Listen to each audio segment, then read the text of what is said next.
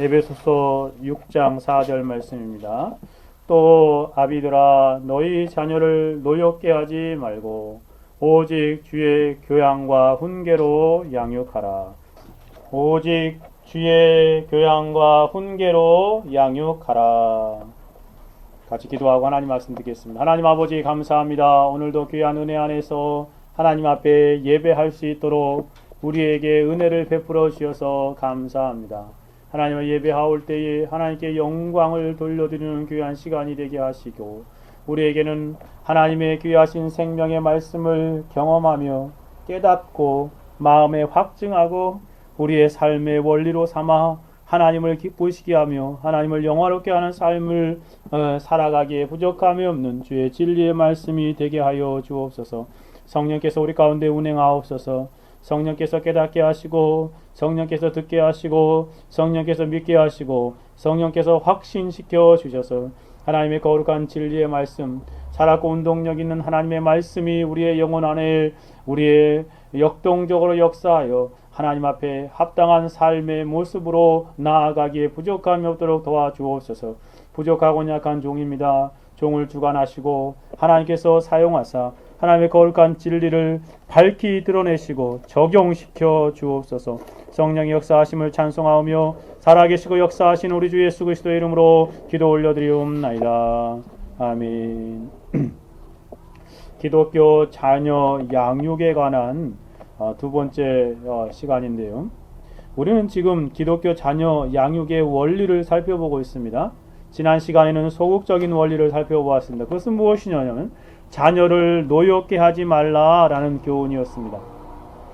아비들아 너희 자녀를 노엽게 하지 말라 라고 성경이 우리에게 권면하였지요. 기독교 부모로서 자녀를 양육할 때에 준비해야 하는 아주 중요한 원리, 소극적인 원리를 7가지로 생각해 보았습니다. 그러면 오늘 적극적인 측면으로 나아가 봅시다. 부모의 자녀 양육의 원리를 적극적인 측면에서 숙고해 봅시다. 사도는 계속해서 말하지요. 아비들아 너희 자녀를 노엽게 하지 말고 오직 주의 교양과 훈계로 양육하라. 즉 그렇게 노엽게 하지 말 뿐만 아니라 주의 교양과 훈계로 양육하라 라고 권면하고 있습니다. 한마디로 말하면 자녀를 양육하되 주님이 주신 교양과 훈계로 자녀들을 잘 양육해야 한다는 것을 알려줍니다.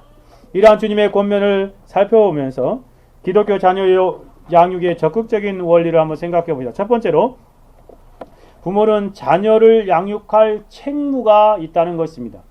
즉 부모에게는 자녀를 양육할 책임과 의무가 있다는 것이죠. 사도는 제일 먼저 자녀들을 양육하라 라고 권면합니다. 사도는 아비들아 너희 자녀들을 양육하라 라고 말씀하십니다. 근데 여기서 아비들아 라고 해서 아버지만 그것이 해당되는 것이 아닙니다.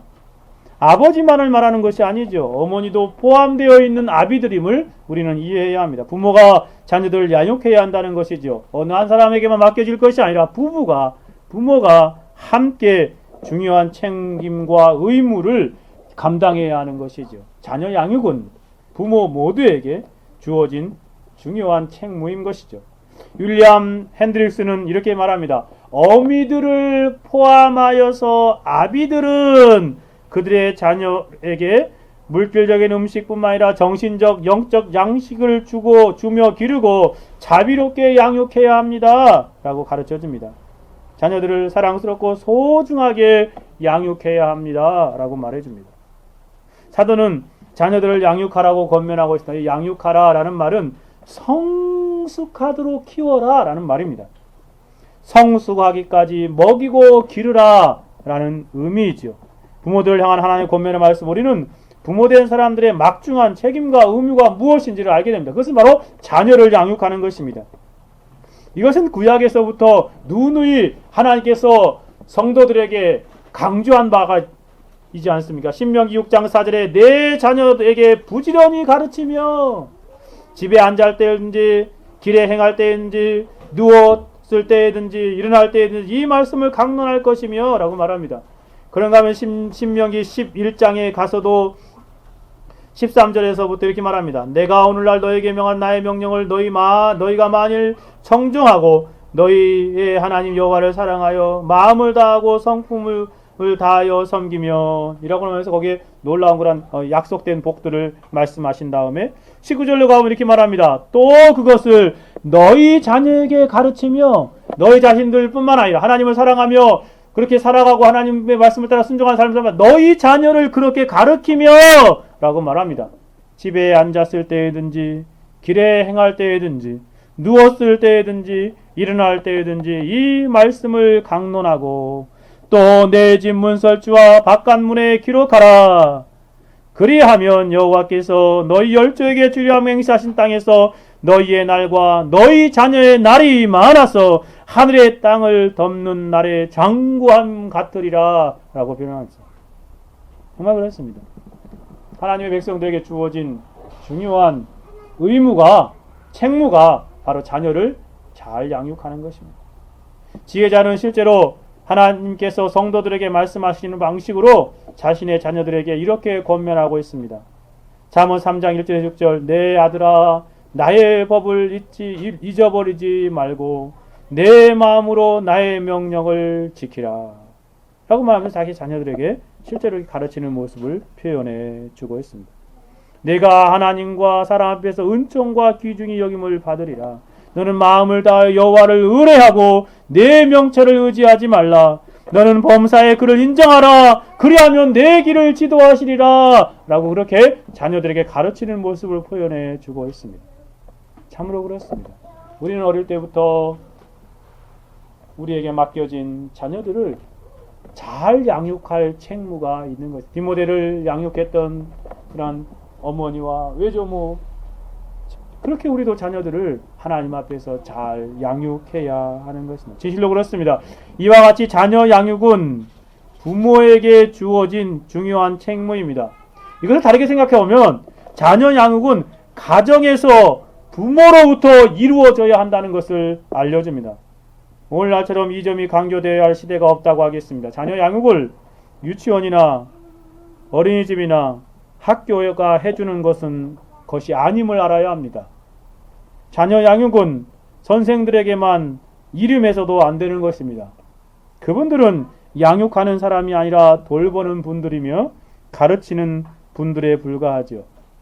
그러한 부분은 자녀 양육의 아주 작은 부분입니다. 뿐만 아니라 자녀 양육은 다른 어떠한 사람의 몫이 아님을 우리는 깊이 생각해야 합니다. 정말로 선생님의 몫도 아닙니다. 다른 가족들도 친구도 선배들도 양육의 책임이 없습니다. 물론 특별한 경우에 역할을 대신할 수도 있지만 자녀 양육의 책무는 1차적으로 하나님께서 부모에게 주어졌음을 성경은 강조하고 있습니다. 아비들아 너희 자녀를 양육하라 라고 말하고 있는 것이지요. 그러므로 우리는 자녀들을 부모로부터 양육을 받아야 할 필요성이 있는 존재들임을 알아야 합니다. 부모들은 자녀들을 낳기만 하고 방치해 두어서는 안 됩니다. 자녀들에게 의식주만을 공급하는 것으로 자녀 양육이 모두 이루어지는 것도 아닙니다. 자녀에게 최고의 선생들을 공급해 주는 것으로 양육을 대신할 수도 없는 것입니다. 아무리 최고의 환경을 제공해 준다 해도 부모가 자녀를 양육할 책무가 없어지는 것이 아니라는 것이죠. 자녀들은 적극적인 측면에서 부모의 양육이 필요합니다. 자녀의 양육은 가정에서 이루어져야 하는 것입니다. 그러므로 우리는 부모로서 자녀들을 바르게 양육할 책무가 있음을 깨달아야 하는 것입니다. 이 점에 대해서 노이 존슨은 이렇게 설명합니다. 자녀들이 이 세상에서 그들의 삶을 영위하기 위해서뿐만 아니라 하나님과 그들의 영혼이 바른 관계를 가지게 하기 위해서 그들은 길러져야 하고 양육받아야 하고 교육받아야 한다는 것을 우리가 인식하는 그것이 우리의 임무입니다. 정말 그렇습니다. 그래서 이렇게 말합니다. 부모가 된다는 것은 그 부모권에 대해 사도의 교훈이 제시하는 개념을 얼마나 위대한 개념입니까? 사도는 우리에게 이렇게 말하고 있습니다. 우리들에게 이 아이들이 주어진 것은 마땅히 우리가 그들을 기르고 훈련시키게 하기 위해서입니다.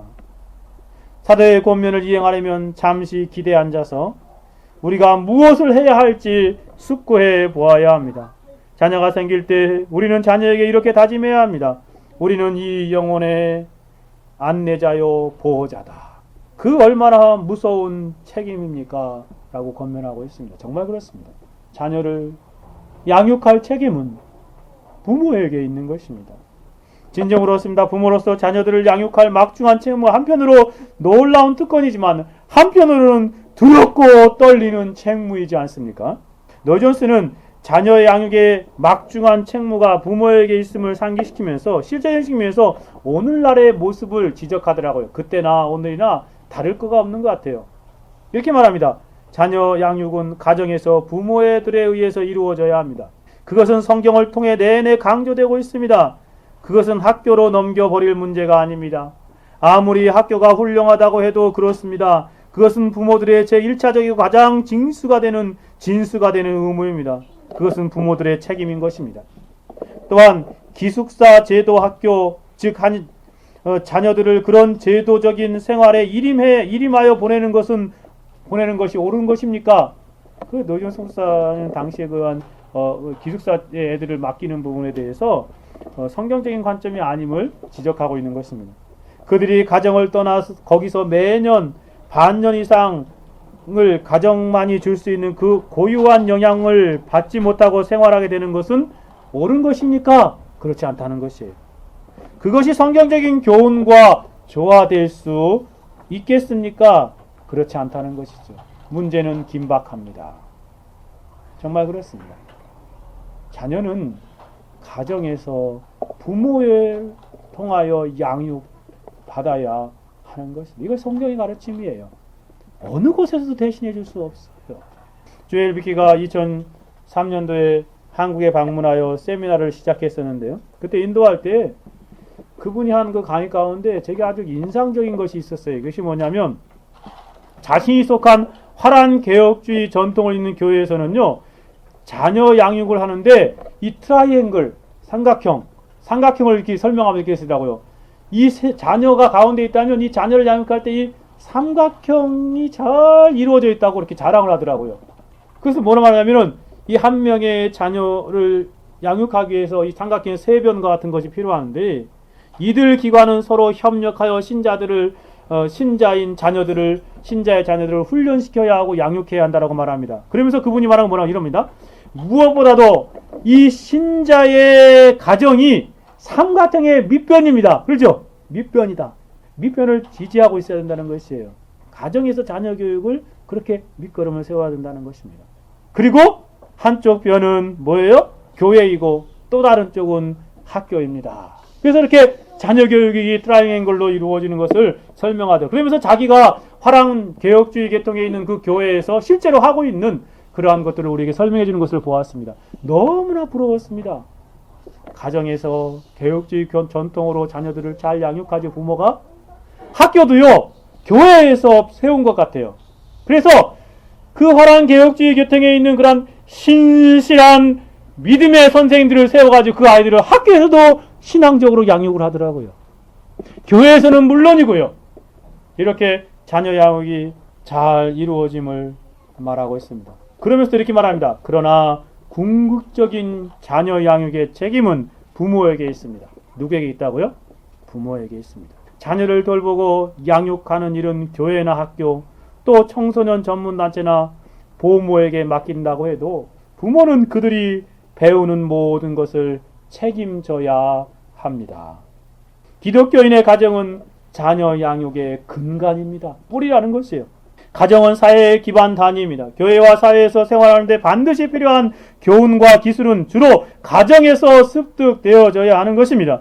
하나님의 가족이나 그리스도의 가정인 교회는 운명을 함께하는 여러 가정들로 구성되어집니다. 기독교 학교에서 일하는 교사는 누구든지 규율과 질서를 갖춘 가정에서 자란 아이들이 학업에서도 좋은 성과를 거둘 가능성이 높다는 것을 말할 것입니다. 부모는 가정에서 자녀들에게 앞으로의 인생을 건축할 토대를 마련해 주어야 합니다. 이는 부모가 비단 가정만이 아니라 교회와 지역사회와 국가와 세계를 위에 막중한 책무를 감당해야 한다는 뜻입니다.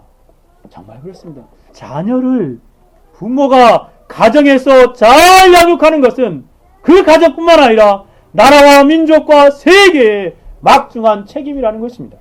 그러면서 이렇게 말합니다. 다른 사람들에게 우리 자녀를 맡길 때는 그들이 부모인 우리가 믿는 성경의 신념을 공유하고 있는지도 확인해야 합니다. 참 이 점은 우리가 쉽게 잃어버릴 수 있는 부분인 것 같아요. 우리는 자녀들이 다니게 될 학교와 교회를 신중하게 선택해야 하고 또 그곳에서 활동하는 교사와 코치와 관리자들을 잘 알아야 합니다. 또한 우리는 자녀들의 학습 활동에 대해 조언하는 한편 그들이 무슨 책을 읽고 있는지 어떤 숙제나 과제를 하는지 알아야 합니다. 학교에서 무엇을 배웠는지 또 교회에서 들은 설교나 가르침을 통해서 무엇을 깨달았는지 물어보아야 합니다. 그렇게 하면 배운 진리를 더 잘 기억하도록 도울 수 있을 뿐만 아니라 자녀들의 마음과 생각을 들여다볼 수 있는 것입니다. 우리는 그러한 기회를 통해 그들이 배우는 가르침이 우리의 믿음과 일치하는지도 수시로 점검할 수 있습니다. 자녀들은 아무데나 맡겨놓고 최선의 결과를 기대하는 것은 바람직하지 않습니다. 그렇게 하기에 부모로서 책임이 너무나 막중하고 중요하기 때문입니다. 여러분 정말 너무나 잘 가르쳐주고 있지 않습니까? 우리 부모로서 자녀 양육에 책무가 있다는 것이에요. 다른 어느 누구도 할 수 없는 놀라운 특권이며 다른 측면을 생각하면 두렵고 떨리는 일이지요. 진실로 그렇습니다. 자녀 양육의 일차적인 책무는 부모에게 있습니다. 다른 누구도 어떤 기관이나 모임이 아니라 일차적으로 부모와 가정에 있다는 것이에요. 부모는 성경이 알려주고 있는 원리로 자녀를 잘 양육해야 합니다. 부모는 성경이 알려주고 있는 원리로 자녀를 잘 양육할 책무가 있는 것이죠. 하나님께서 이 막중한 책무를 맡겨주셨기에 나중에 하나님의 심판대 앞에 서게 되면 반드시 이 책임과 의무를 잘 감당했는지 하나님께서 물으실 것입니다. 그때 주님 앞에 부모로서 착하고 충성된 부모이었다라고 칭찬을 들을지 악하고 게으른 부모였다고 책망을 들을지 우리는 지금 생각해 보아야 하는 것입니다. 그러면 기독교 부모로서 자녀 양육을 어떻게 해야 합니까? 그 중요한 책무를 하나님 맡겨주셨는데 자녀 양육의 구체적인 성경 원리는 무엇입니까? 사도는 오늘 본문에서 분명히 우리 가운데 가르쳐주고 있어요. 이렇게 말합니다. 오직 주의 교양과 훈계로 양육하라. 새로운 번역 성경의 개역 개정판에서는 이렇게 설명합니다. 오직 주의 교훈과 교양을 교훈으로 바꿨지요. 교훈과 훈계로 양육하라. 개역 개정판이 원문에 더 가까운 의미로 직역한 것 같습니다. 그러나 개정판 옛날에 그 개역판도 그 의미적인 측면에서 정말 그 더 가까운 의미라고도 생각해 볼 수 있습니다. 뭐예요? 자녀를 양육하되 교양과 훈계로 혹은 교훈과 훈계로 양육하라는 것입니다. 메틀리가 이 점을 종합적으로 이렇게 설명하더라고요. 자녀들을 훌륭히 양육하도록 하라는 뜻을 말하는 것입니다. 이게 훌륭한 자녀로 양육하라 라는 말인 것이에요. 자녀를 훌륭한 자녀로 양육하라. 자녀들을 기르는데 성의를 다한다는 것은 부모의 가장 큰 의무입니다. 짐승이 하는 것처럼 이 자녀에게 먹을 것을 던져주어 기르면 된다고 생각한 것이 아니라 부모는 자녀를 교양과 훈계로서 이성적인 본성에 맞는 방법으로 잘 양육해야 합니다. 또한 자녀를 교양과 훈계로 하나의 인간으로 키울 뿐만 아니라 주님의 명령대로 하나의 그리스도인으로 키워야 하는 것입니다. 자녀들에게 신앙적인 교육을 베풀어야 합니다. 죄 짓는 것을 두려워하도록 해야 합니다. 또한 하나님께로 향한 모든 의무를 다할 수 있도록 자녀를 깨우치고 격려하고 가르쳐 주어야 합니다. 종합적으로 웨틀리가 잘 설명한 것 같아요. 사도는 자녀 양육의 두 가지 원리와 방식을 알려주고 있죠. 하나는 교양이고 또 다른 것은 훈계입니다. 이 교양과 훈계는 오늘날 우리가 구분하기가 그리 쉽지 않는 표현이지만 최선을 다하여 두 가지 원리가 알려지는 방식을 한번 구분하여 살펴봅시다. 두 가지 원리의 의미와 더불어 구체적인 방식을 또 한번 생각해 보고자 합니다. 두 번째로 나아가 봅시다. 첫 번째는 뭐였어요? 자녀 양육은 부모의 책무다. 다른 어느 누구도 대체할 수 없는 것이다. 마지막 심판대 앞에 섰을 때 하나님께서 어떻게 자녀를 양육했는지 우리에게 물을 것이다. 그러니 우리는 이 자녀 양육의 막중한 책무를 정말 인식하고 자녀들을 양육해야 하는 것입니다. 둘째로 나아가 봅시다. 둘째는 주의 교양으로 양육해야 할 책무라는 것입니다. 주의 교양, 즉 교훈으로 양육해야 할 책무, 그것이 바로 주의 교양과 교훈으로 양육해야 한다는 것이지요. 원어 사전에 보면은요, 교양과 이 훈계, 즉 교양, 다른 말하면 교훈이라는 것은요, 어린이들에 대한 모든 훈련과 교육을 말하는 넓은 의미의 양육 방식이에요. 교훈은 자녀를 기름에 있어서 양육하고 교육하는 모든 것을 통틀어서 말하는 것이다 라고 말할 수 있죠. 어린이들을 위하며 가정교수가 아이들을 교육, 훈련하는 것을 말하고, 함축적으로는 훈련을 통해서 바르게 잡아주고 징계와 징벌까지 포함하는 단어다 라고 원어 사전에서는 설명하고 있습니다. 윌리엄 핸더슨의 표현을 빌리자면 그는 이렇게 말합니다. 교양은 규칙과 규제, 보상, 필요하다면 벌에 의한 훈련 내지는 징계로 볼 수 있습니다. 이 말은 주로 어린이들에게 행해져야 할 것을 가리키는 것입니다. 조엘 비키도 이렇게 말합니다. 교훈이라고, 즉 교양이라고 번역된 헬라어는 파이데이아라는 지식을 가르치고 인격 형성을 돕고 강팍한 고집을 꺾고 양심을 일깨우고 영혼을 풍요롭게 하고 육체를 단련하는 등 자녀 양육의 모든 측면을 아르하는 일반적인 훈련을 가리킵니다. 이게 종합적인 측면이에요. 교양이라는 것은 이 자녀의 모든 측면을 말하는 것입니다. 노이 존슨이 이렇게 설명합니다. 교양이란 훈계라는 말보다 더 일반적인 것입니다. 교양과 훈계라고 했잖아요. 교양은 더 일반적이고 폭넓은 것이라는 것이에요. 그것은 자녀를 기르고 양육하고 교육을 하는 모두를 통틀어 말하는 것이죠. 그러므로 그 말은 일반적인 원리를 포함하고 있습니다. 그리고 모든 권위자들이 요점을 지적하고 있는 바와 같이 다를 바 없이 같은 의견인 것처럼 그 말이 강조하는 바는 뭐냐? 바로 행동입니다. 이 교양이 강조하는 바가 행동이래요. 행동. 핸드릭스는 뭐라고 말했습니까? 교양이 어린이들에게 행해져야 할 것이다. 행동이다. 그들의 행동을 가르치는 것이에요. 조엘 비키는 모든 측면에서 일반적인 훈련이다라고 말했죠. 노이 존스는 오늘 본문의 해석의 모든 권위자들의 교훈이 공통적으로 표현하는 핵심이 바로 행동이다라고 말하는 것입니다. 여기서 우리가 알게 되는 교양 혹은 교훈의 핵심적인 의미가 무엇인지 알게 되죠. 그것은 어린아이들이 행하는 것들에 대하여 마땅히 행해야 할 것들을 잘 가르치라는 것입니다. 그들의 행위들을 그대로 내버려 두지 말고 그들을 잘 지도하고 가르치라는 것입니다. 잠언에서 지혜자가 말한 것처럼 마땅히 행할 것을 아이에게 가르치라. 이것이 바로 교양이라는 말의 아주 탁월한 주석이라고 말할 수 있습니다. 마땅히 행할 것을 아이에게 가르치라. 그리하면 늙어도 그것을 떠나지 아니하리라. 이게 바로 부모가 자녀들을 양육하는 데 있어서 교양으로 양육하는 것입니다. 그에게 마땅히 행해야 할 것이 무엇인지를 잘 가르쳐 주어야 하는 것입니다. 어릴 때로부터요. 평생 동안 삶의 지침으로 삼고 살아갈 수 있는 구체적인 행동 원리들을 일러주고 가르쳐주고 훈련시키라는 것입니다. 그것이 바로 가정에서 부모들이 해야 할 일입니다. 부모로서 우리는 자녀들이 삶을 살아가면서도 마땅히 해야 할 일, 다르게 말하면 행해서는 안 될 일들을 더욱 분명하게 가지도록 양육해야 하는 것입니다. 나이가 어릴수록 더욱 분명하게 일러주고 가르쳐 주어야 하는 것입니다. 어린 나이일수록 더 분명하게 일러주고 가르쳐 줘야 하죠. 조엘 비키가 이 점에 대해서 이렇게 설명하더라고요. 나이가 어린 자녀에게는 흑과 백, 옳고 그름을 분명하게 가르쳐야 합니다. 뭐가 옳은지 뭐가 그런지 어린 나이에 반드시 가르쳐줘야 한다는 것이에요.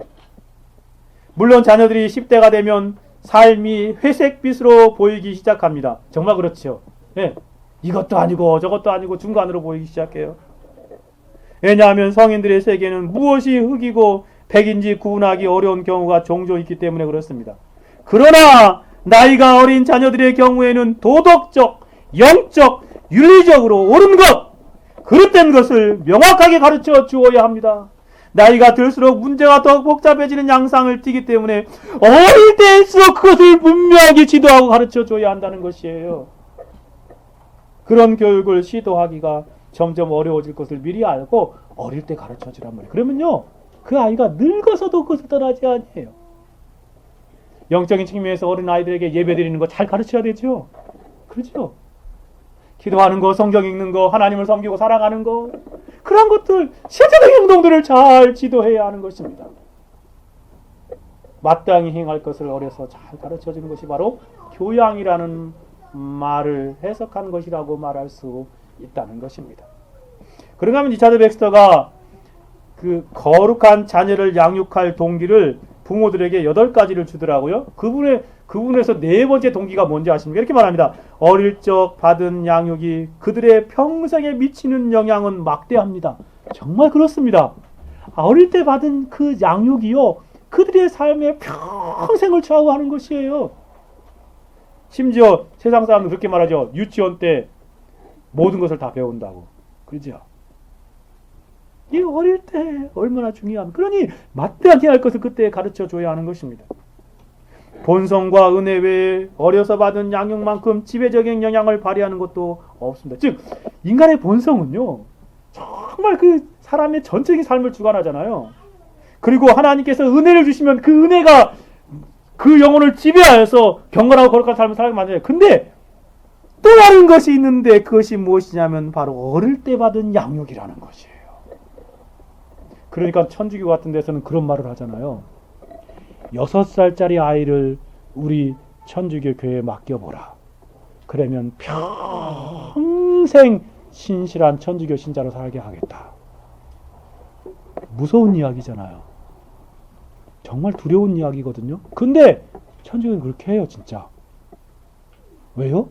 마땅히 행할 것을 그릇된 것이지만 그들은 잘 체계화시켜서 가르치기 때문에 그래요.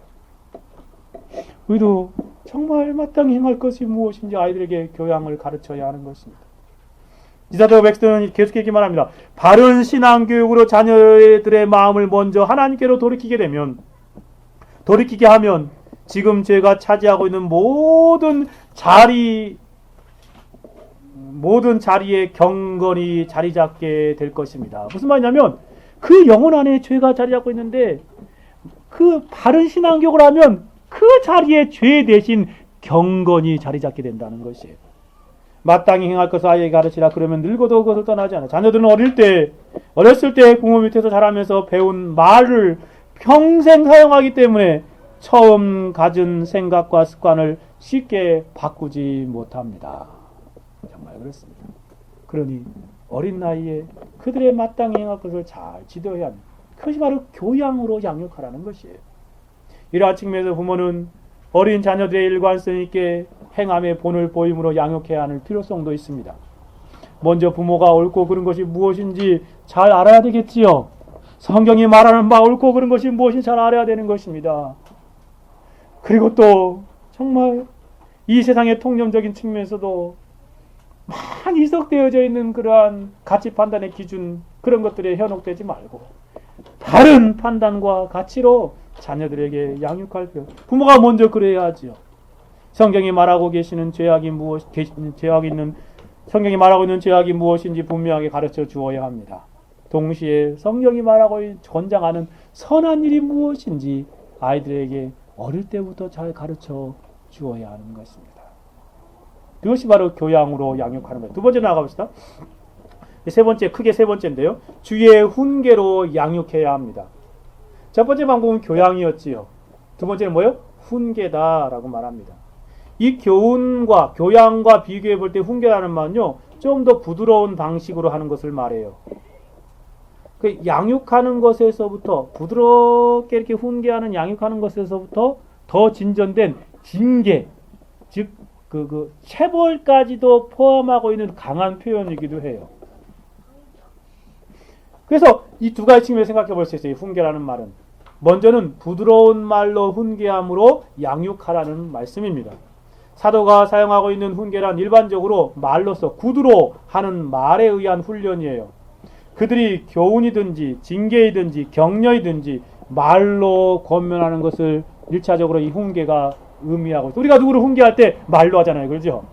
그것은 그것을 의미하는 표현이에요.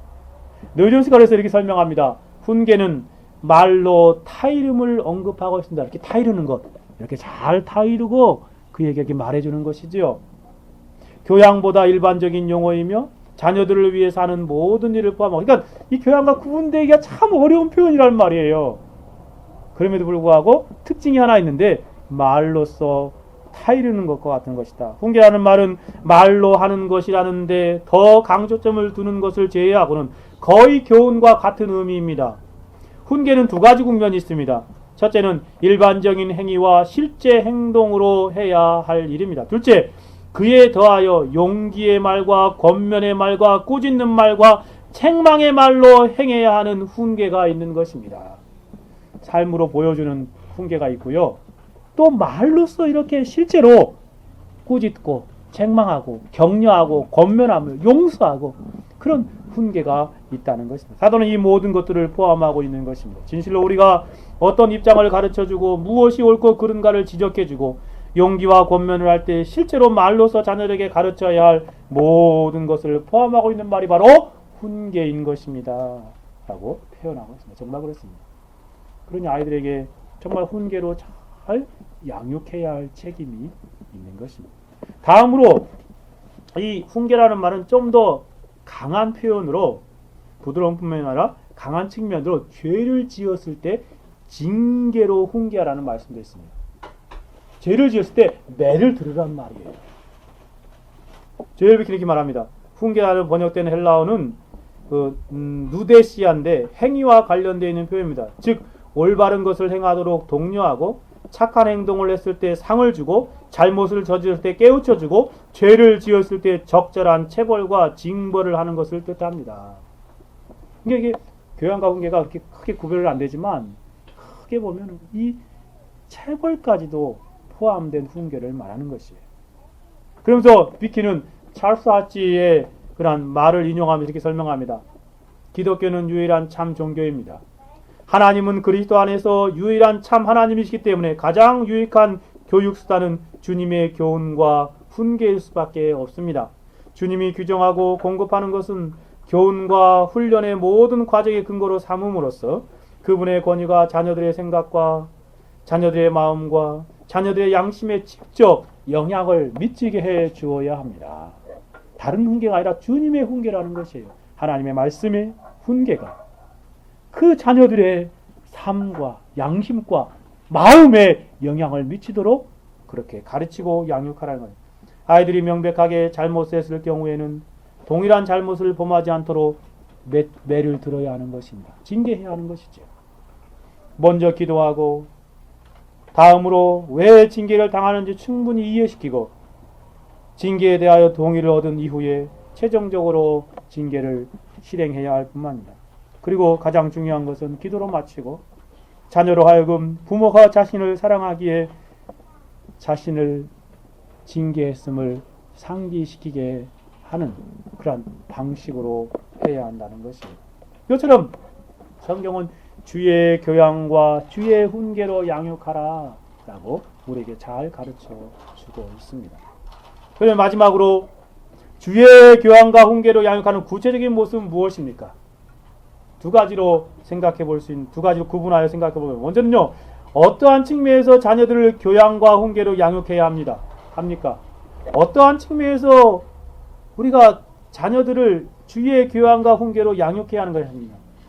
고려해야 할 점이 무엇입니까? 다음으로는 구체적으로 경건한 자녀를 양육하기 위한 구체적인 방편이 무엇인가를 생각해 보고자 합니다. 먼저 그러면 자녀들을 어떠한 측면에서 주의 교양과 훈계로 양육해야 합니까? 먼저는 전인적인 측면에서 교양과 훈계로 양육해야 합니다. 즉 그들의 육체뿐만 아니라 정신, 사회, 국가적이고 세계적인 측면에서 교양과 훈계로 양육해야 하는 것이죠. 아이들은 자라서 한 성숙한 인격체가 됩니다. 시민이 됩니다. 사회인이 됩니다. 국민이 되고 세계인이 될 것이지 않습니까? 사회인으로서 우리가 사는 사회 일원으로 살아갑니다. 앞으로 세계를 무대로 세계 시민으로 세상을 위해서 봉사하는 사람이 될 것입니다. 우리는 우리 자녀들을 양육할 때 그러한 훌륭한 한 사람의 인격체로 자라도록 전인적인 양육이 필요하다는 것입니다. 더 나아가서 그것뿐만 아니라 기독교 자녀들에게는 특별한 면인데 그것은 영적인 측면에서 경건한 자녀로 양육해야 하는 것입니다. 어떤 자녀로요? 영적인 측면에서 경건한 자녀가 되도록 그리스도에게 속한 자녀들이 되도록 양육하라는 것입니다. 영적인 측면에 성경이 말하는 경건한 자녀로 양육해야 합니다. 선하고 의로운 자녀로 양육해야 할 필요성이 있는 것입니다. 거룩한 자녀로 양육해야 하고 특별히 청교도와 개혁주의 교회와 개혁주의 가정의 전통을 따라서 양육해야 하는 것입니다. 하나님을 경외하는 자녀로 양육해야 하고 하나님을 사랑하는 자녀로 양육해야 하고 교회와 하나님의 나라를 위해 헌신하는 자녀로 양육해야 하는 것입니다. 그것을 놓치게 되어 버리면 기독교 자녀 양육의 가장 중요한 면을 놓쳐버리는 것입니다. 항상 전인적인 그러한 자녀 양육뿐만 아니라 영적인 경건한 자녀가 되도록 양육하는 데 초점을 맞춰야 하는 것이죠. 그러면 그런 것들을 어떻게 할 수 있습니까? 우리가 어떻게 이렇게 주의 교양과 훈계로 전인적인 훌륭한 한 인격체로 또 영적인 경건한 하나님의 사람들로 키울 수 있는 것입니까? 그 방법이 무엇입니까? 우리 자녀들을 위해서 우리가 가정에서 어떻게 실천적인 자녀 양육의 방법들을 행해야 하는 것입니까? 그것이 무엇입니까? 한 5가지로 자녀 양육의 실천적인 은혜의 방편들을 말씀드려 보려고 합니다. 첫 번째는 성경을 읽고 가르치는 것입니다. 성경을 함께 읽고 가르치는 것이죠. 성경을 매일 읽어서 성경의 진리에 성경의 말씀에 친숙한 자녀로 양육하는 것이 바로 주의 교양과 훈계로 양육하는 것입니다. 주님의 교양과 주님의 훈계라고 그랬으니까 주님이 우리에게 주신 교양의 삶을 살아갈 수 있는 그러한 교양 바른 행위를 할 수 있는 삶을 살아갈 수 있는 사람으로 키울 수 있는 것이 무엇입니까? 하나님 말씀이 아니고 무엇이겠습니까? 그러니 자녀들에게 제일 1차적인 관심은 어려서부터 하나님의 말씀을 읽을 수 있도록 도와주어야 하는 것입니다. 우리 영지처럼 이렇게 성경을 읽기 시작하면 바로 성경을 읽히십시오. 어려워도 무슨 뜻인지 몰라도 읽기 시작하면 읽히십시오. 그리고 성경을 뜨문뜨문이라 읽고 그 단어들을 생각하게 하는 것입니다. 성경을 읽고 성경을 가르치는 일에 힘쓰십시오. 성경의 진리에 친숙한 자녀로 키우십시오. 성경을 읽는 것이 얼마나 놀라운 특권인지 삶으로 본을 보여야 합니다. 함께 매일 성경을 읽는 시간을 가지십시오. 성경의 내용을 읽으면서 경험하는 방식으로 읽어 나아가시고 또 가르치십시오. 하나님의 말씀은 살았고 운동력 있어 좌우에 날쌘었던 이양검다 혼과 영과 간절과 고수를 찔러 쪼개기까지 한다고 말씀하시지 않습니까? 하나님 말씀을 읽고 듣고 지켜 행하는 자가 복된 사람이다 라고 성경은 가르쳐주지 않습니까? 우리가 가정에서 자녀들에게 그것을 본으로 보이고 함께 해야 하는 것입니다. 복 있는 사람은 하나님의 말씀을 주야로 묵상하는 사람이다라고 시편 기자는 말하고 있지 않습니까? 정말 그런 자녀들이 되도록 어릴 때 가르치십시오. 우리 자녀들하고 거의 매일 가끔 한 주씩 빼지면 그 다음날 읽기도 하는데 성경을 꼭 맥체를 읽고 네 본문을 읽습니다. 다 모아놓고요. 우리 영진이가 이제 성경을 읽기 시작해가지고 영진이가 꼭 첫 절을 읽죠. 첫 절. 매체 읽으면 첫 절. 근데 시간이 많이 걸리죠. 한 절 읽는데 막 30초, 40초, 50초. 우리 자녀들이 인내하며 같이 듣습니다. 그리고 쭉 다 읽어 나가죠. 겨우 20분도 안 걸려요. 하루에 20분도 안 걸린다니까요. 많이 걸려야 25분 걸립니다. 자녀들에게 여러분과 저희가 해줄 수 있는 가장 복된 경험이 무엇이겠습니까? 성경을 함께 읽는 것입니다. 그리고 성경을 가르치는 것입니다. 그것이 바로 청교도들의 방식이었고 개혁주의 가정의 아주 중요한 전통입니다. 여러분, 자녀들과 함께 성경을 읽으십시오. 모르면, 아직 글자를 모르면 따라 읽게 해도 좋습니다. 그런 방법도 해봤어요. 아예 우리 영진이 못 읽을 때는. 근데 다 그렇게 했어요. 우리 인진이, 효진이, 예영이 다. 예영이 때 녹음해놓은 것도 1년 동안 예영이 목소리 들어있는 녹음이 있어요. 얼마나 가끔 들어보면 참 복된지. 여러분, 자녀들에게 성경을 읽게 하십시오. 함께 읽으십시오. 그리고 그 성경의 사람들이 성경에 친숙하도록 양육하는 방식이 바로 주의 교훈과 교양과 훈계로 양육하는 것입니다. 하나님 말씀이 살았고 운동력이 있기에 그 말씀을 가까이 할 때 성령께서 역사하시면 성경을 읽고 나눌 때 영혼 안에 말씀의 씨앗이 뿌려지고 심겨지는 중생의 역사가 시작되는 것입니다. 그리고 그것이 싹이 나서 회심하게 되고 그의 영혼이 하나님의 사람으로 변화되는 것이죠. 다른 방법이 있습니까? 믿음은 들음에서 난다라고 말씀하셨습니다. 무엇을 듣는다고 말하죠? 주의 말씀을 듣는 것이라고 말하고 있습니다. 그러니 열심히 듣게 하십시오. 그 방법이 바로 주의 교양과 훈계로 양육하는 중요한 첫 번째 방식이라고 말하겠습니다. 그것 놓쳐버리면 뒤에 말하고는 다른 모든 것들을 해도 소용이 없다고 말할 정도입니다. 두 번째 방식은 신조와 교리문답을 가르치는 것입니다. 특히 우리에겐 아주 좋은 교리문답이 있지요. 웨스트민트 신앙고백, 웨스트민트 소요리문답, 대요리문답. 얼마나 중요합니까? 청교도들이 왜 그것을 만들었는지 알아요? 웨스트민트 신앙고백을 7년에 가까이 그냥 천여 명의 목사들이 막 회의하면서 문구 하나하나 다 뜯어고치면서 만들었습니다. 그리고 그것이 완성되자 그것에 따라서 웨스트민트 신앙고백을 왜 만들었습니까? 웨스트민트 소요리문답을 왜 만들었습니까? 바로 자녀들에게 집에서 가르치려고 만든 것입니다. 리차드 백스터가 믿는 가정의 자녀들에 대해서 이렇게 설명합니다. 믿는 가정의 자녀들은 처음 접하는 은혜의 방편은 목사의 설교가 아닙니다. 말씀을 가르치는 부모의 가르침이 되어야 합니다. 하나님께서는 자녀들이 공적인 목회를 통해 돌봄을 받기 전에 먼저 부모를 통해서 성경 교리를 배우도록 정하신 것입니다. 실제로 청교도들은 그렇게 했습니다. 얼마나 좋은 전통입니까?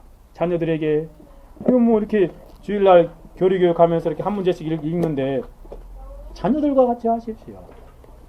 그런가 하면 조엘 비키는 이렇게 설명합니다. 신조와 교리문답은 자녀들에게 하나님의 진리를 가르칠 수 있는 또 하나의 귀한 도구이자 방법입니다. 교리문답은 기독교 교리는 물론 하나님의 법도에 따라 사는 법을 가르쳐주고 있습니다.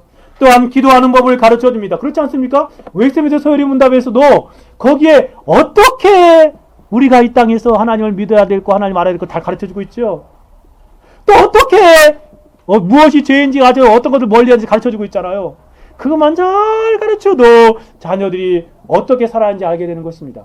뿐만 아니라 뒷부분에 가면 기도하는 법도 가르쳐주고 주기도문을 가지고 그렇게 잘 가르쳐 주어야 하는 것입니다. 청교도들은 일주일에 적어도 한 번, 1시간 동안 자녀 모두에게 개별적인 교리, 개별적으로든 또 모두에게든 교리문답을 가르치는 것이 아버지의 의무로 강조했습니다.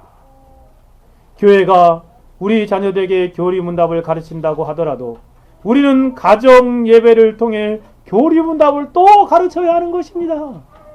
정말 그렇습니다. 진실로 그렇습니다. 경건한 자녀, 거룩한 자녀로 양육하기를 원하십니까?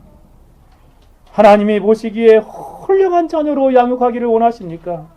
우리에게 있는 훌륭한 전통을 우리 가정에서 자녀들에게 행함으로 실천해야 할 것입니다. 이게 바로 주의 교양과 훈계로 양육하는 탁월한 방식입니다. 세 번째는 가정예배를 드리는 것입니다. 가정예배를 드리는 것이. 가정예배는 성경 읽고 나누고 교리문답을 가르치고 나눌 뿐만 아니라 실제적으로 하나님을 섬기고 하나님이 우리 가정의 주인이라는 사실을 인정하는 것이지 않습니까? 거기에서 행하는 다 있겠죠. 성경에 있는 것도 있고 교리문답 하는 것도 있고 다 있지만 그런 행위 그거보다 더 중요한 게 있는 게 뭐냐면 하나님을 섬기는 본을 보이는 것이에요. 하나님이 우리 가정의 주인임을 인정하는 행위가 바로 가정 예배인 것입니다. 가정 예배를 통하여 우리의 가정의 주인이 하나님이심을 고백하십시오. 여러분, 가정 예배를 다시 드리십시오. 우리 가정은 하나님만을 섬기는 가정임만을 여러분이 삶으로 고백하시고 자녀들에게 가르치십시오. 가정 예배를 함에 있어서 실제적인 영적인 문제들에 대한 아이들과의 대화가 또 이루어져야 한다라고 주엘 비키는 설명하고 있습니다.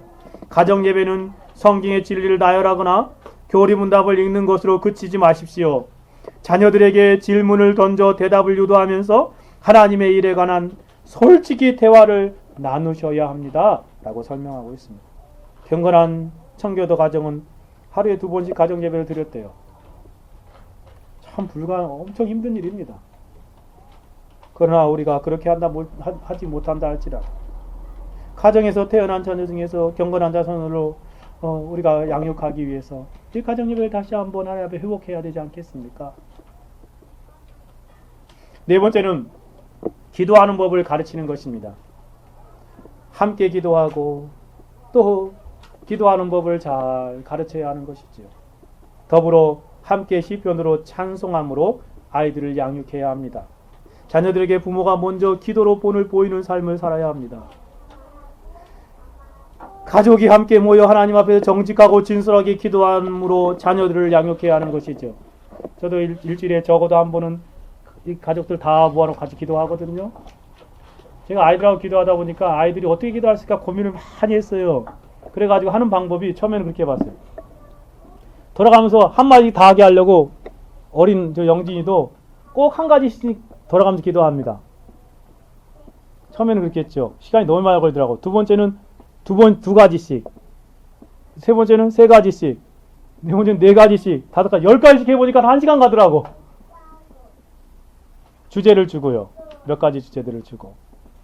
지금은 금요일 저녁마다 같이 기도할 때 한 5가지 정도 주제 가운데 한 5가지씩 이렇게 돌아가면서 기도합니다. 그리고 중간에 시편 찬송하고요. 여러분, 자녀들에게 기도하는 법을 배우십시오. 기도의 방식과 모양, 그거보다도 하나님 앞에 진솔하게 서는 법을 가르쳐야 합니다. 하나님 앞에 정직하고 진솔하게 하나님 앞에 기도하는 것들을 여러분이 몸소 자녀들 앞에서 기도함으로 보여주십시오. 함께 기도하면 그게 되거든요. 함께 기도하면 자연스럽게 하나님 앞에 정직한 마음으로 기도하는 것들이 나타날 수밖에 없지 않겠습니까? 가식 없이 외식 없이 자녀들과 더불어요. 그러면서 기도하는 법을 가르치는 것입니다. 또 중요한 것은 아이들이 직접 하나님 앞에 한마디라도 기도할 수 있도록 양육해야 하는 것입니다. 그리고 자녀들과 더불어 시편 찬송을 부르는 것은 좋은 방식입니다. 자녀들의 마음속에 세상 잡다한 노래들로 가득 채워지기 이전에, 그리고 세상 노래들로 잡다한 것들로 가득 채워도록 내버려 두지 마십시오. 그러기 전에 시편의 경건한 가사들로 자녀들의 마음에 채워지게 하기 위해서 우리가 힘써야 하는 것입니다. 기도하는 법과 찬송으로 양육하십시오. 마지막 한 가지 아주 중요한 원리가 있는데, 그것은 뭐냐면 5번째 원리는 신앙생활의 본으로 자녀를 양육해야 합니다. 말로 가르치고 지시하고 명령하기 전에 본으로 양육하십시오. 교양이라는 말이 행위를 가리키는 표현이고, 부모는 가정에서 신앙의 본이 된 행동을 보여야 합니다. 경건한 본을 보임으로 자녀들에게 양육해야 하는 것이죠. 어려움의 때에 부모들이 어떻게 행동하는지 자녀들은 잘 보고 있습니다. 정말 신앙으로 행동하는지 잘 보이는 것이죠. 그게 바로 양육입니다. 자녀는 우리 말보다 우리의 성품과 행위를 통해 더 많이 배우게 됩니다. 자녀들은 부모들이 정말로 성경에 가르친 대로 살고 있는가 가장 가까이에서 지켜보고 있습니다. 그러니 우리가 말과 행함과 말로서 본을 보임으로 자녀들을 잘 양육해야 합니다. 조엘비키는 이렇게 설명하더라고요. 우리 자녀들에게 보여줘야 할 것은 완벽한 부모, 즉 미안하다라는 말을 단 한 번도 하지 않는 아버지와 어머니의 모습이 아닙니다. 자녀에게 보여도 완벽한 모습을 보여주라는 말이 아니라는 것이에요. 자녀들은 우리가 끝까지 예수 그리스도를 붙들고 자신들을 무조건 사랑하며 아내와 남편으로서 사랑으로 굳게 결속되어 있는 모습을 보고 싶어 하는 것입니다. 그들 부모가 어깨를 나란히 하고 함께 노력하는 모습을 보기를 원합니다. 그러한 부모를 보며 자녀들은 이렇게 말할 것입니다. 우리 엄마 아빠는 죄를 미워하고 하나님을 사랑하신다. 그분들의 유일한 희망이 예수 그리스도에게 있다. 거룩하고 경건한 삶을 사는 것이 그분들이 가진 유일한 소원이다. 나는 그것을 보고 느낄 수 있다. 모두 진실이고 사실이다. 나도 부모님을 닮고 싶다. 우리 부모의 하나님이 나의 하나님이 되기를 원한다. 이렇게 말한다면 얼마나 복되겠습니까? 경건한 본은 자녀들에게 기독적인 삶, 참된 기쁨과 목적과 의미를 가지는 유일한 삶의 방식이 무엇인지를 확신시켜 줄 것입니다. 자신도 그러한 삶을 살고자 하고 자녀들에게도 그러한 삶으로 인도하는 그러한 것이지요. 저와 여러분이 부모로서 이러한 부모가 된다면 얼마나 복되겠습니까? 우리 자녀들을 양육함에 있어서 이처럼 주님의 교양과 주님의 훈계로 양육합시다. 비록 이러한 삶은 쉬운 일이 아닙니다. 저도 압니다. 4명의 자녀를 키우면서 정말 어려운 일로 압니다. 그리고 이제 10대가 지나가면서 아이를 어떻게 바뀔지도 모르겠습니다. 어릴 때는 말을 들어서 하겠지요. 그러나 이 나이를 지나가면 어떻게 바뀔지 모르니 장담할 수 없습니다. 그러나 최선을 다하여서 주의 교양과 훈계로 어릴 때 양육하는 일에 힘써야 하는 것입니다. 그게 바로 자녀를 하나님 우리에게 주신 의무요 책무이기 때문에 그렇습니다. 죄악된 본성으로 경건한 부모로서 삶을 온전하게 살 수는 없지만 겸손하게 하나님의 도우심을 구하면서 주의 교양과 훈계로 양육하도록 힘써야 합니다. 여기까지만 살펴봅시다.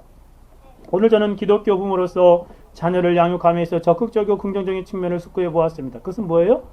오직 주의 교양과 훈계로 양육하라는 것. 이것은 부모에게 주어진 책무라는 것입니다. 저는 말씀을 마치면서 리차드 백스터가 하나님의 가정이라는 책에서 부모들의 경건한 자녀를 양육해야 할 18가지 동기를 강력하게 말했습니다. 그런 다음에 그 설교를 마치면서 자신이 8가지 동기를 부여했던 것을 가지고 적용하면서 아주 강하게 권면한 내용이 좀 길지만 그 내용을 그대로 한번 읽어드리려고 합니다. 리차드 백스터는 호소하면서 부모들에게 권면합니다. 이제 자녀를 거룩하게 양육하기를 게을리하는 부주의한 불경건한 부모들에게 몇 마디 하려고 합니다. 이들은 이 엄중한 일을 마지못해 하거나 몇 가지 형식적인 의무와 입에 발린 말들로도 대신하고 지나가는 입으로만 경건을 말하는 사람들이라고 말할 수 있습니다. 자신을 통해 세상에 발을 들여놓는 영혼들을 무자비하게 대하지 마십시오. 수고할 가치도 없는 존재로 여기지 마십시오. 짐승을 기르듯 육신의 필요만 겨우 채워주는 것으로 만족하지 마십시오. 그들은 짐승이 아닙니다. 당신이 세상에 낳은 사람입니다. 그들이 사람답게 그들의 창조자를 사랑하고 순종하도록 가르치십시오. 오, 당신이 낳은 타락하고 부패한 영혼을 불쌍히 여기고 그 영혼의 회복을 위해 힘써야 합니다. 오늘날과 같은 구원의 날에 구원받지 못하면 지옥에서 멸망할 수밖에 없는 자녀들의 영혼을 불쌍히 여기십시오. 자신을 끊임없이 공격하는 수많은 원수들에 둘러싸이는 영혼들을 도와주십시오.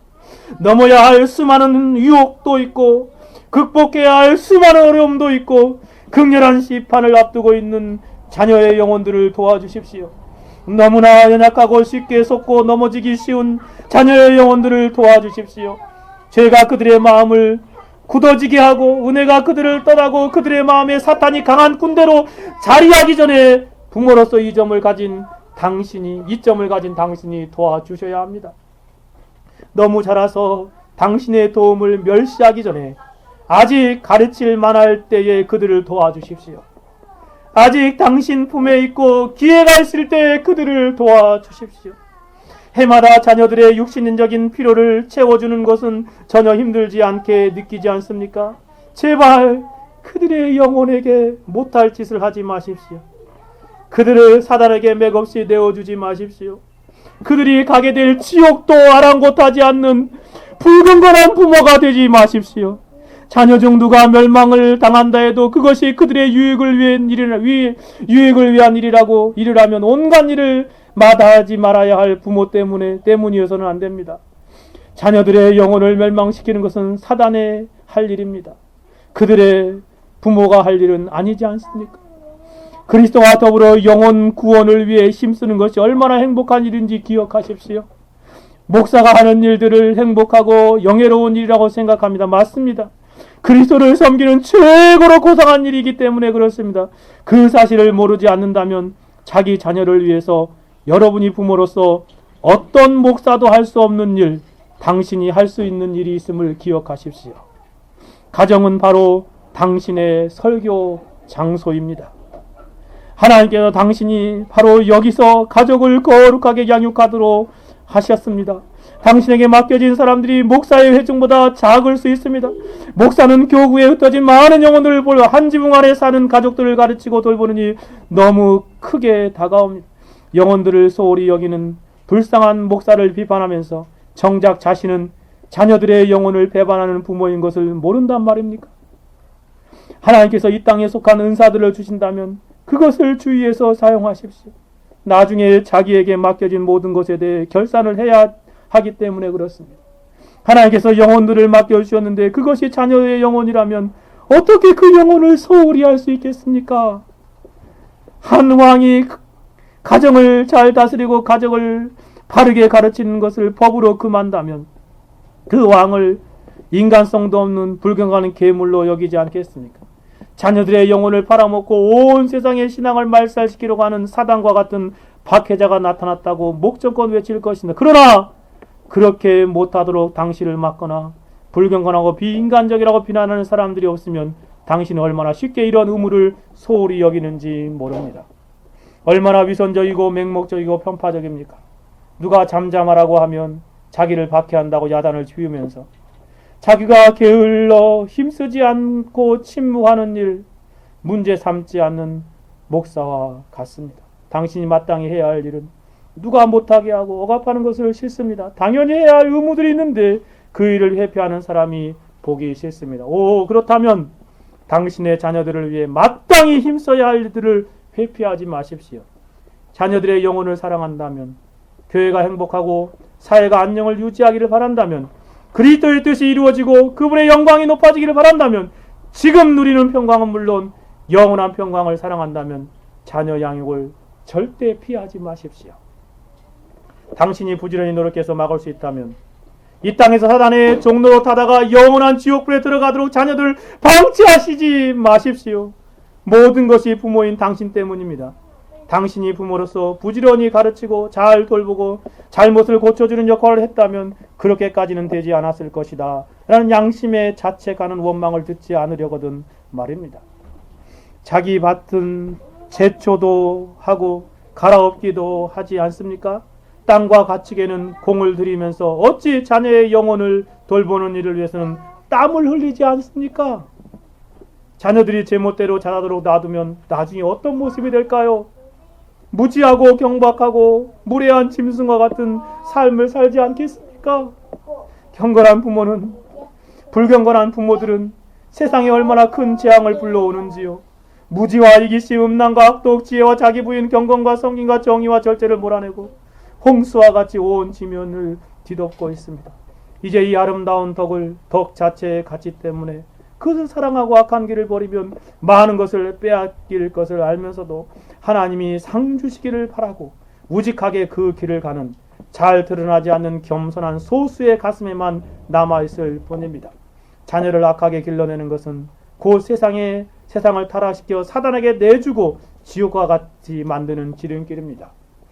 별리 아래 자식이 하는 것처럼 불합리하고 끔찍하게 사악한 일들을 여러분의 자녀들에게 저지르지 마십시오. 사랑하는 여러분, 저와 여러분이 현재 또 혹은 미래의 부모로서 하나님의 말씀을 읽고 말씀대로 순종하고 자녀들을 잘 양육하는 그러한 사람들이 되어야 하겠습니다. 또 아비들아, 너희 자녀를 노엽게 하지 말고 오직 주의 교양과 훈계로 양육하라. 같이 기도하겠습니다. 들은 말씀 생각하며 기도합시다. 하나님, 이 자녀의 야금의 막중한 책무를 잘 감당하게 하옵소서. 같이 한번 기도합니다.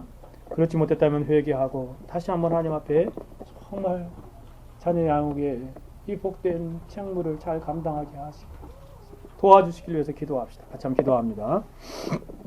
거룩하시고 자비로우신 하나님 아버지, 참 감사합니다. 오 하나님 아버지, 참으로 이 땅을 걸어갈 때 아비들아, 너희 자녀를 노엽게 하지 말고 오직 주의 교양과 훈계로 양육하라 말씀하신 주님, 참으로 자녀들을 잘 양육할 수 있도록 도와주시며 하나님 아버지, 종에게 이 4명의 하나님 금쪽 같은 자녀들을 주셨는데 하나님 종이 잘 감당할 수 있을지 모르겠나이다. 주여 도와주셔서 참으로 주의 교양과 훈계로 어릴 때부터 최선을 다하여 양육하는 그런 삶을 살아갈 수 있도록 도와주십시오. 오 하나님 아버지, 한 명의 자녀도 지옥 자식, 사단이 기뻐하는 자로 삶을 살아가는 어리석은 자녀가 없게 하여 주시기를 간절히. 오 하나님 아버지, 참으로 우리 청교도 개혁교회 참으로 귀한 청교도 전통과 개혁주의 가정의 전통을 이어서 경건한 자녀들을 많이 배출할 수 있는 교회가 되게 해주십시오. 하나님 은혜를 베풀어 주셔서 어릴 때 속히 거듭나며 회심하며 하나님의 놀라운 믿음의 역사를 경험한 하나님의 섬기는 자로서 나아갈 수 있는 자녀들이 되어질 수 있도록 주님 도와주옵소서. 오 하나님 아버지, 참으로 이 의무를 감당할 힘도 주시고 은혜와 능력을 주셔서 잘 감당하고 하나님께 영광을 돌리게 하옵소서. 오 하나님 아버지, 감사합니다.